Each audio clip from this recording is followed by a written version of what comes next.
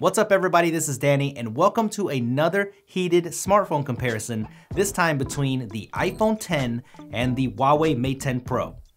These two are contenders for some of the top phones released this year, so if you're thinking about buying one of these as your next smartphone, you came to the right place. We're gonna look at everything including build quality, battery life, camera quality, and all that good stuff, so let's not waste any time, let's just get right into it.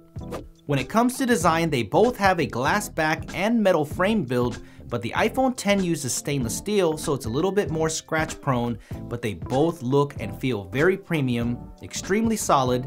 They are both IP67 water resistant, so no problem if something gets spilled on them or it takes a dive into a pool, it's all good. The iPhone does have the advantage here with wireless charging support. Even though that this has a glass back, the Mate 10 Pro does not support wireless charging, which I'm not sure why it's not there, but they both support fast charging when plugged in.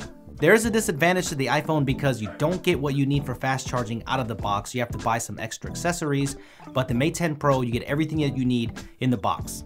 The iPhone 10 comes standard with 64 gigabytes of storage, and if you pay an extra $150, you can bump up to 256 gigabytes, where the Mate 10 Pro comes with 128 gigabytes of storage out of the box, but it does not have an SD card slot to increase that storage. Both of these phones have OLED displays, but there are some differences that you may want to know about. The iPhone 10 does have a higher resolution 5.8-inch display at an odd 2460 by 1125 resolution with 458 pixels per inch, and the Mate 10 has a larger 6-inch 1080 by 2160 resolution display with 402 pixels per inch. They both support HDR and look great. They have punchy colors, inky blacks. They both have plenty of brightness for outdoor viewing, so it's going to be a preference issue here, even though I think the iPhone display has more contrast and it is calibrated better right out of the box. But the iPhone has the love it or hate it notch at the top, which in my opinion isn't a big deal on normal use. But when you stretch out the video to utilize the rest of the display while watching video, it does get in the way and can make your content look really weird. Some of you might not even care, but personally, while watching video, I'm not a fan. Depending on when you're watching this video, a lot of the apps in video are not optimized for this notch or the size of the display yet, so you're gonna miss out on a lot of that screen real estate. I prefer the Mate 10's display when watching content since you don't get that here at all, but the lack of 18:9 content right now could make this a non-issue, but you can stretch the screen here like when you're watching YouTube. You do get some crop, but I don't find this to be an issue, so let me know what you guys think. They both feature a dual speaker setup, one with the speaker on the earpiece and the one at the bottom, but sadly both of these do not have a headphone jack, so you'll need to rely on dongles or your favorite Bluetooth headphones. The one thing that I love that the Mate 10 Pro kept is the IR blaster, and a lot of people don't care about this anymore, but you can control your TV and stuff with it, and it is a perfect trolling tool. When it comes to security, these phones have two different approaches. Huawei has the very fast fingerprint scanner on the back, it's easy to reach and it's well placed, while the iPhone 10 purely relies on Face ID, which maps your face with infrared and other sensors to unlock your phone and make mobile payments, so you will find no fingerprint scanner or home button on this phone.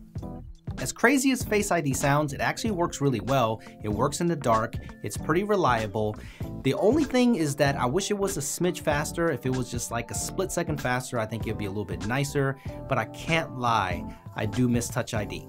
If you want a fast phone, you don't have to worry about either of these phones. The Huawei Mate 10 Pro uses their in-house Kirin 970 processor with 6 gigabytes of RAM to power this phone, and it is extremely fast. It's running on top of Android 8.0 with EMUI 8.0 skin on top. The interface is fluid, it's snappy, and I have yet to see this thing lag. Gaming is also solid on this phone. Whatever game you throw at it, it should be just fine. The Mate 10 Pro has a dedicated NPU or neural processing unit built in, and what that does is it uses machine learning to optimize your apps, your most frequent used apps, and it uses that to optimize to keep your system nice and fast throughout the time that you own the Mate 10, and it also shows up on the camera, where objects are automatically recognized, like if you're taking a shot of the sunset or taking pictures of flowers or grass, it will optimize the settings for you to get the best possible shot without you doing anything. The iPhone 10 has one of the fastest mobile processors on the market right now with this A11 Bionic chip, It's a 6-core processor with a custom triple-core GPU and 3 GB of RAM. It doesn't sound impressive on specs, but this is a beast benching close to laptop CPUs, and it keeps the iPhone X's performance very snappy. Gaming is also no problem for the iPhone X, silky smooth frame rates. You won't be disappointed. When it comes to software, these are two different things, so I'm not going to get into an iOS versus Android debate. They both have their strengths, their weaknesses, and most of you already know which one that you like better. But one thing I want to mention is the desktop mode that is built into the Huawei Mate 10 and Mate 10 Pro. All you need is a USB-C to HDMI converter, and as soon as you hook it up to HDMI, you will see a full desktop mode. This is very similar to what you saw on Samsung phones this year with the DeX station that you had to buy separately. The Mate 10 Pro does all of this without a dock. Some of the apps are optimized for this, like Mail and Chrome, and you can even plug in keyboards and mice to make it a full desktop-like experience. This is a really nice inclusion. So let's talk about the two things that people care about the most, and that is battery life and camera. You'll be happy to know that both of these phones you'll be able to last an entire day. They both have great battery life. Out of the iPhone X, I'm getting about 5 to 6 hours of usage, and then with the Mate 10 Pro, I'm getting anywhere between 5 to 7 hours of screen on time. But if you want the phone that's going to give you a little bit more battery life and more consistent battery life, then the Mate 10 Pro will give you that with this larger battery. I've had over a month with both of these phones. They're both consistently putting out great battery life. So if you're going to use them for a daily driver, you'll be very happy with it. Okay, so let's get to the camera, what everybody's been waiting for. They both have dual camera systems, but they are totally different approaches. The Mate 10 Pro has a 12 megapixel main sensor with f1.6 aperture and optical image stabilization, and a secondary 20 megapixel monochrome sensor also at f1.6 aperture, so both lenses are extremely fast. The iPhone X has a 12 megapixel main camera with f1.8 aperture and a secondary 12 megapixel 2x telephoto at f2.4 aperture, both with optical image stabilization. When it comes to daylight pictures, they both have fantastic dynamic range, nice colors as well, both very sharp and full of detail. And after reviewing a ton of shots, you will notice that the iPhone's daytime images tend to be less over-sharpened by processing and displays better overall contrast. While it's not like this on every shot, some shots are more noticeable than others, so I prefer the iPhone X's images most of the time because the Mate 10 Pro tends to overexpose naturally in the camera app, a stop or so, but you can just adjust that in the Pro mode. Tons of customization here, and also you see a ton of modes here where the iPhone just keeps it extremely simple.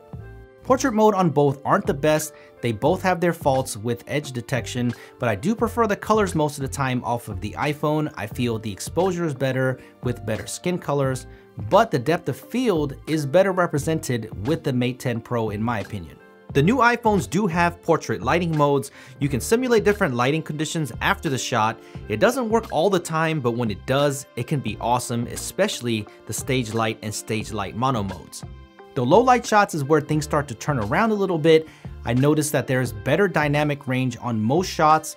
Overall exposure is nicer, and the noise reduction on the Mate 10 Pro is some of the best that I've seen on a mobile phone. In some shots, it can darken the image too much, but for the most part, the nighttime shots are very nice and often beating the iPhone X. I feel the colors and sharpness are retained even in difficult lighting conditions, so the Mate 10 Pro does a great job in low light. They both shoot 4K video, both in H.265 compression. They both look nice, so let me know which one that you like better in the comments below. I think I prefer the one from the iPhone X. When it comes to stabilization, they both have OIS, so let me know which one you think did a better job while walking. This is a tough winner to call since they are back and forth, but I think the stabilization looks a little bit better here on the iPhone. Not everybody is a fan of monochrome photography, but if you are, then you should definitely take a look at the Mate 10 and Mate 10 Pro. I've taken some amazing shots since I've had the Mate 10 Pro, and I know a dedicated monochrome sensor isn't an interest for everyone, but I thought I would mention it just because I enjoy it so much.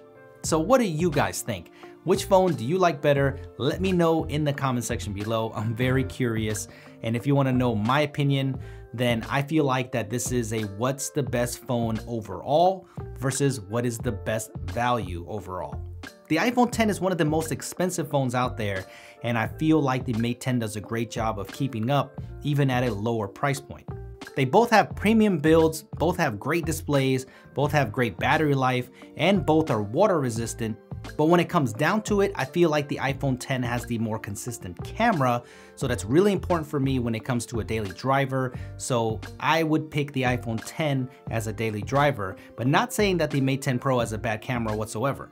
The Mate 10 Pro is super solid though and packs a ton of features, including that desktop mode, which is awesome. So if you go for the Mate 10 Pro, you will not be disappointed. Comparisons like this are extremely tough. They are both great phones. I don't think you'll be disappointed with either one of them. So let me know if you agree or you disagree. Make sure you hit that like button if you enjoyed this video. And if you feel like being awesome, then hit that subscribe button for a lot more videos like this. And I will see you guys in the next one.